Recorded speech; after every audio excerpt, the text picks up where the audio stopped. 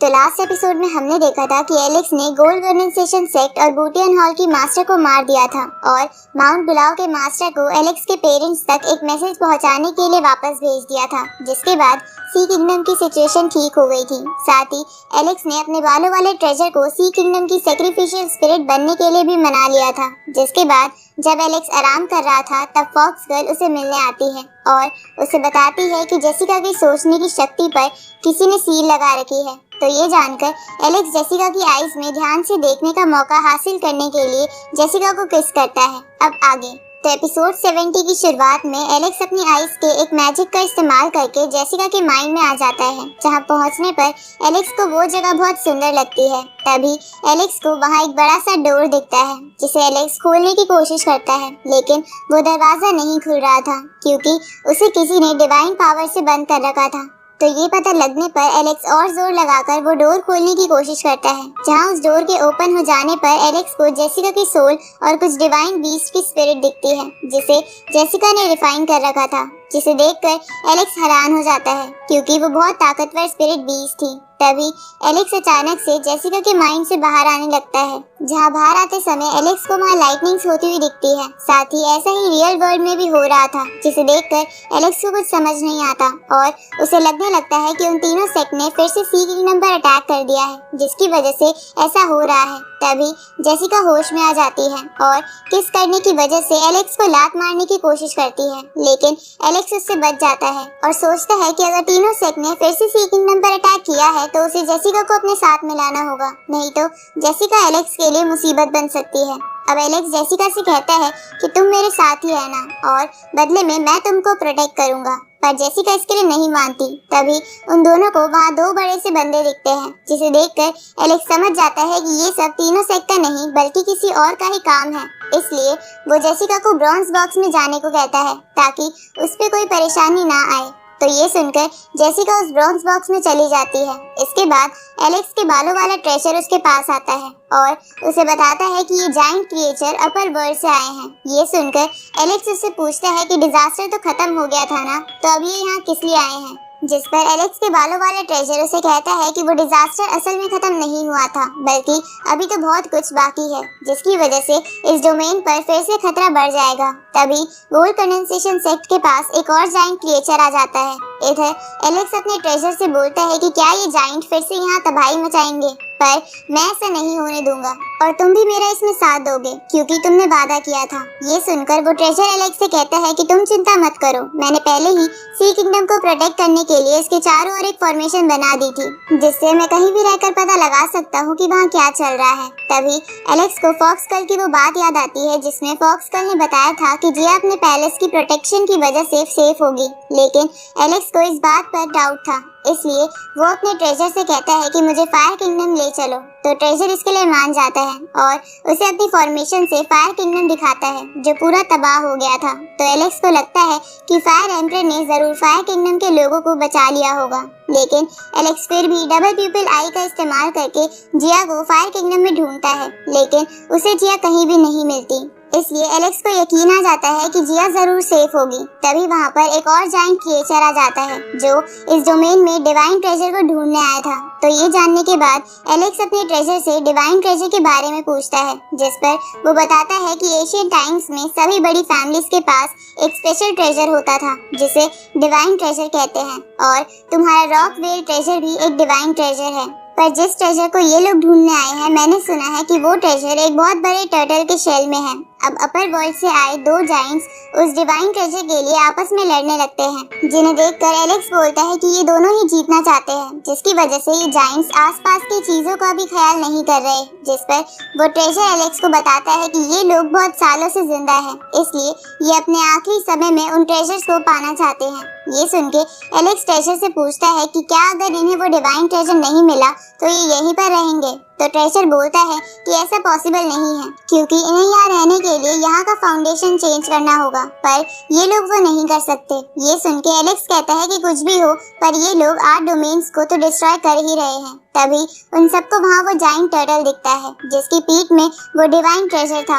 अब उस टर्टल को देखकर वो दोनों जायंट्स अपनी फाइट रोककर उसके पास चले जाते हैं और उस टर्टल को मारकर वो ट्रेजर हासिल करने की कोशिश करते हैं। लेकिन तभी वो टर्टल एक फॉर्मेशन को एक्टिवेट कर देता है। उसी समय एलेक्स अपने ट्रेजर के मॉनिटर करने वाले फॉर्मेशन से बाहर आ जाता है, जिसके बाद सी किंगडम के पैलेस में गॉड ल्यू की स्पिरिट अपनी ह्यूमन बॉडी में आ जाती है, जिन्हें देखकर एलेक्स हैरान हो जाता है और ट्रेजर उनसे पूछता है कि आप यहाँ किस काम से आई हो, जिस पर गॉड ल्यू बताती है कि मुझे लगा कि इस बार का डिजास्टर कुछ अलग है, इसलिए मैं खुद इसे देखने के लिए आ गई। अब एलेक्स गॉड ल्यू से पूछता है कि ये कई सारे जायंट्स उस डिवाइन ट्रेजर को लेने के लिए ही क्यों आ रहे हैं, ऐसा उसमें है क्या?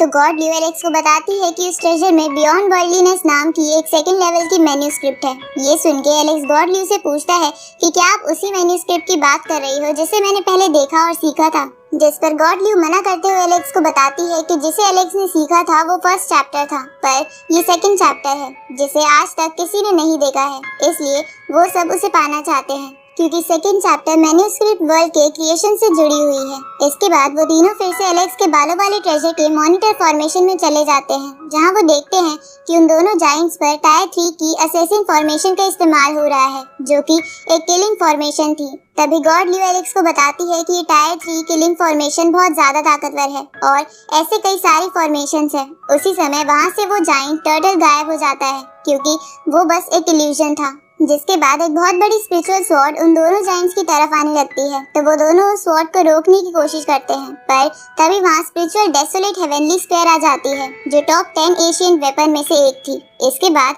वो स्पेयर उनमें से एक जायंट को मार देती है और वो बड़ी स्वॉर्ड उस दूसरे जायंट को। ये देखकर एलेक्स के बालों वाला ट्रेजर बोलता है कि इनके साथ ये सब किसने किया होगा। ये सुन के एलेक्स को एक लड़की की याद आती है, जो कि उन्हीं ब्लैक बोर्ड्स की ओनर थी, जिसकी हल्की सी झलक हमने एपिसोड 33 में देखी थी। अब एलेक्स को लगता है कि ब्लैक बोर्ड की ओनर ने ही इन दोनों को मारा है। उसी वक्त एलेक्स के बालों वाले ट्रेजर को अपने मॉनिटर फॉर्मेशन से पता चलता है कि मेडिसिन कैपिटल के डिवाइन वैली में कुछ हो रहा है, इसलिए एलेक्स के बालों वाला ट्रेजर उन दोनों के साथ अपनी मॉनिटर फॉर्मेशन से उस जगह को देखने लगता है, जहां देखने पर उन तीनों को पता चलता है कि किसी ने डिवाइन वैली में एक स्पिरिचुअल रूट लगा रखी है, जिसके आसपास टायर 7 की किलिंग फॉर्मेशन बनी हुई है, जिसकी वजह से कई सारे जायंट्स उस स्पिरिचुअल रूट को हासिल करने के चक्कर में मर गए थे और उनकी स्पिरिचुअल एनर्जी वो रूट एब्जॉर्ब कर रही थी।